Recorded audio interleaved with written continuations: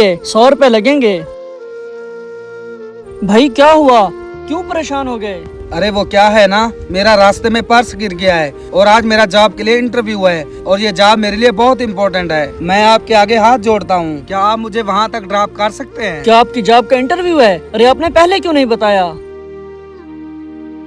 ये देखे मेरे भाई का फोटो, इनको भी उधर ही छोड़ के आ रहा हूँ। आइए आप बैठे, पैसे वैसे की टेंशन मत लें। अगर उस दिन तुम्हारे भाई ने मेरी मदद ना की होती तो शायद वो जॉब मुझे ना मिलती।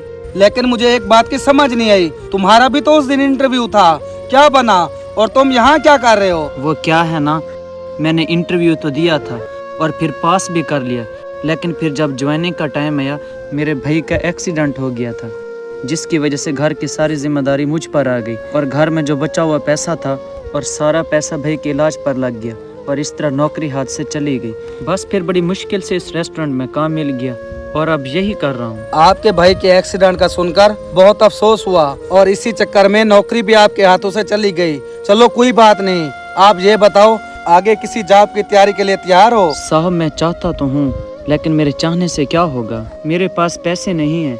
मैं यहाँ पे इतने ही कमा रहा हूँ जिससे घर का खर्चा चला रहा हूँ और ऊपर से भाई के इलाज का खर्चा। अच्छा एक बात बताओ, अगर कोई तुम्हारे खर्च उठाना चाहे तो क्या तुम टेस्ट की तैयारी करोगे? क्या मतलब साहब, मैं कुछ समझा नहीं। मतलब ये कि हम दोनों जिस कंपनी में इंटरव्यू देने गए थे वहाँ पे आजकल मैं जीएम की जॉब कर रहा हूँ, इसलिए तुम्हारे भाई के इलाज का खर्चा मैं उठाऊंगा और तुम्हारे भाई का ख्वाब था तुम टॉप करो, इसलिए मैं तुम्हारे भाई का ख्वाब पूरा करूंगा। बताओ है मंजूर? बिल्कुल साहब मंजूर है। ठीक है फिर आज से शुरू करते हैं और तुम्हें ये काम करने की कोई जरूरत नहीं। सर आपका बहुत शुक्रिया, अब वाकई में ही किसी फरिश्ते से कम नहीं है।